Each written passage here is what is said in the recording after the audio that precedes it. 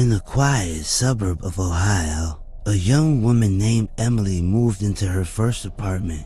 It was a charming, old red brick building with creaky floors and peeling wallpaper, but it was affordable, and for a 24-year-old fresh out of college, it felt like a new chapter in her life. The landlord, Mr. Whitaker, was a peculiar man in his 60s. When handing her the keys, he hesitated and muttered something strange. "You'll be fine, as long as you leave room 302 alone." Room 302 was at the end of the hallway, just a few doors down from her unit. Curious, Emily asked why the room was off limits, but Whitaker waved it off. "It's just storage," he said quickly, avoiding her eyes.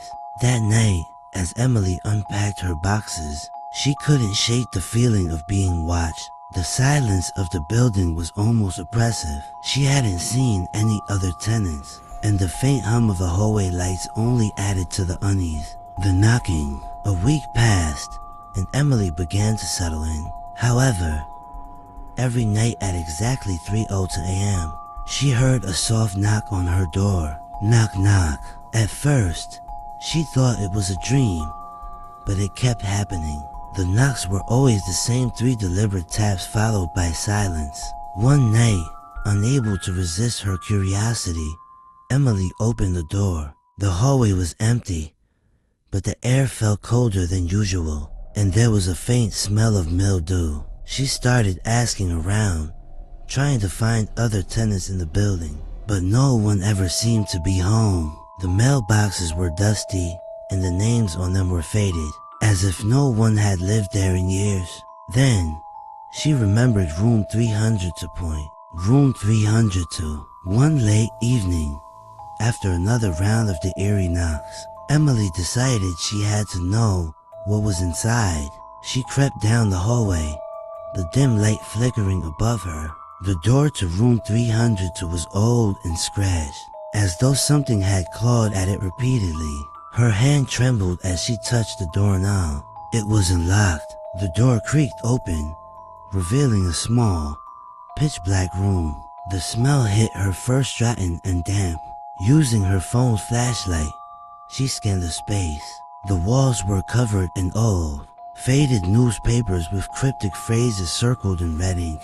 "Do not listen. It's still here. Don't open the door." In the corner of the room, she spotted an old rocking chair. It moved slightly, as if someone had just left it. Next to it was a small, childlike handprint on the dusty floor.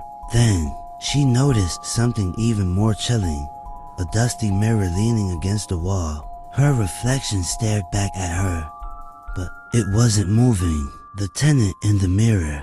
Emily froze, her breath catching in her throat. The reflection smiled at her. She wasn't smiling. Before she could react, the lights in the hallway flickered violently, and a shadow passed behind her. She spun around, but the room was empty. When she looked back at the mirror, the reflection was gone. Suddenly, the door slammed shut. Emily screamed, pounding on it, but it wouldn't budge. Behind her, the rocking chair began to creak, swaying back and forth on its own. A faint whisper filled the air, growing louder and louder. "Leave, leave, leave." Finally, the door burst open and she stumbled into the hallway. Gasping for air, she looked back. The room was empty again, but the door now had fresh scratches carved into it, spelling one word: stay. The landlord's secret. The next morning, Emily confronted Mr. Whitaker. She told him everything. The knocking, the mirror, the whispers. His face turned pale, and he sighed deeply. "You should have stayed away from that room," he said.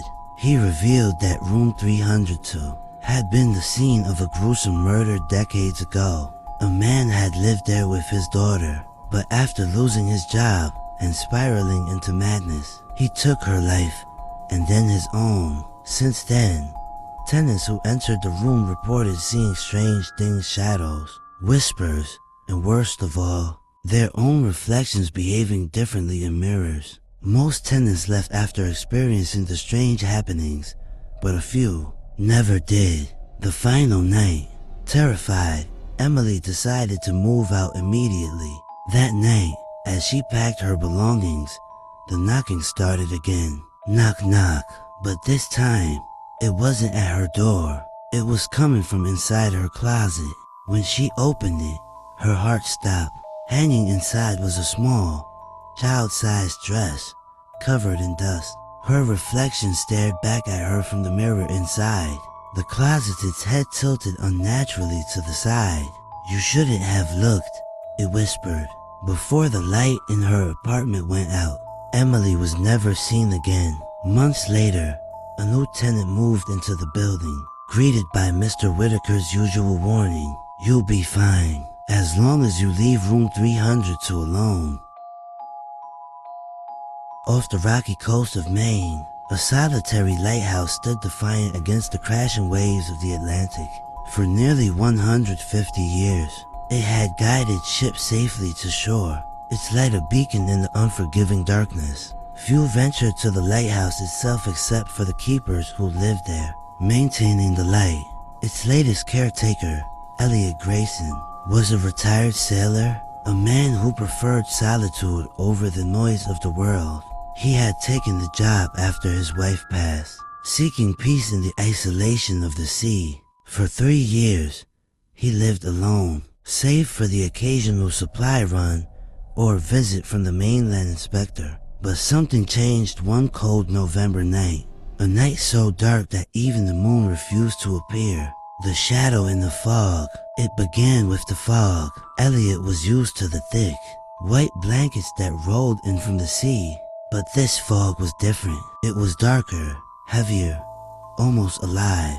It pressed against the windows of the lighthouse, muffling the sound of the waves.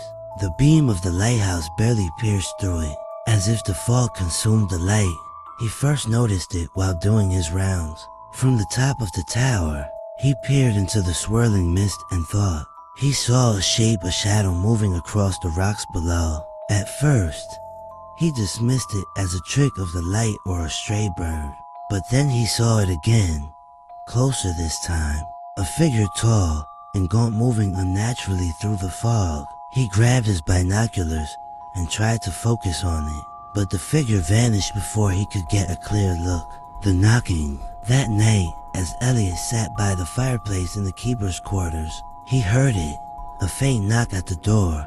The lighthouse was miles from the nearest village, and no boats were expected.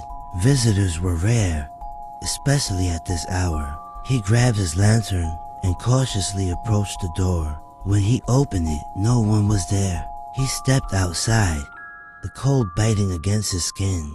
The fog was so thick he could barely see his own feet. He called out, "Hello? Is someone there?" No response. He turned to go back inside, but stopped when he noticed something strange. On the wet ground, just outside the door, was a trail of footprints, barefoot, small, and leading around the side of the lighthouse. The whispering wind.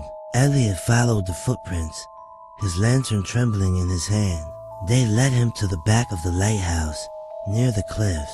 There, the fog seemed to part slightly, revealing the jagged rocks below. Suddenly, he heard a sound, a faint, eerie whisper carried on the wind. It didn't sound like words, but more like a soft, desperate moan. The footprints ended abruptly at the edge of the cliff. He looked over the side, his stomach churning as he peered into the black abyss below. There was nothing but crashing waves and shadows. Shaken, he hurried back inside, bolting the door behind him. The journal. Unable to sleep, Elliot decided to distract himself by organizing the old logs kept by previous lighthouse keepers. Among the dusty books and records, he found an old leather-bound journal. It belonged to a man named William Carter, the keeper from the late 1800s. Flipping through its pages, Elliot noticed that the entries started out normal, mundane accounts of weather conditions and maintenance notes. But as the entries went on, they grew more erratic. The fog is different tonight.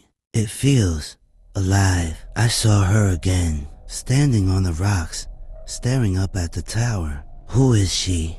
She's inside the lighthouse now. I can hear her footsteps. I don't know how much longer I can stay here. The final entry sent a chill down Elliot's spine. Do not let her in. If you hear the knock, do not open the door.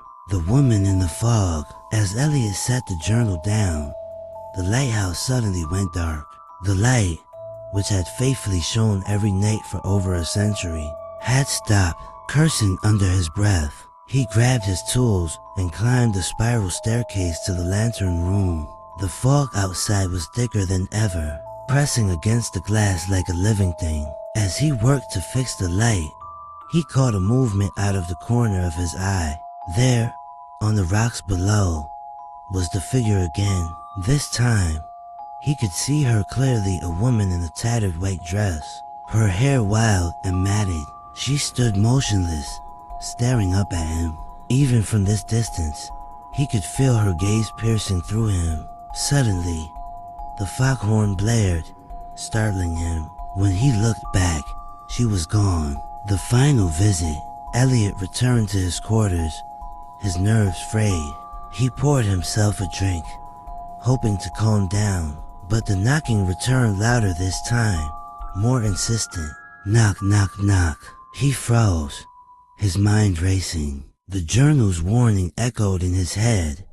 Do not let her in. The knocking continued, relentless. Then, it stopped, replaced by the sound of footsteps. Inside the lighthouse, he grabbed a knife from the kitchen and crept toward the staircase. The air was icy, and the faint scent of salt and decay lingered.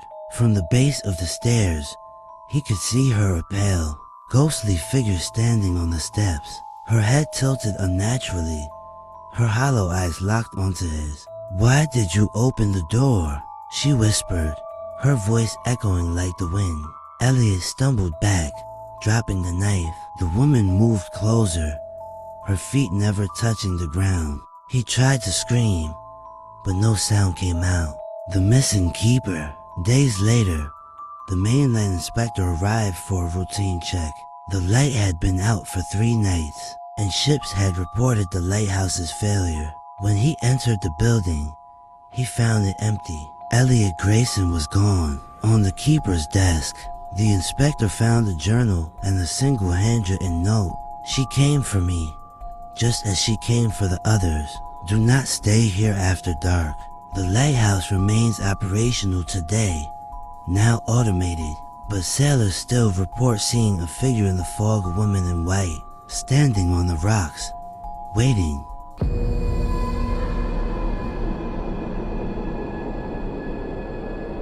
Warning. Every story hides a chilling twist that will leave you questioning reality.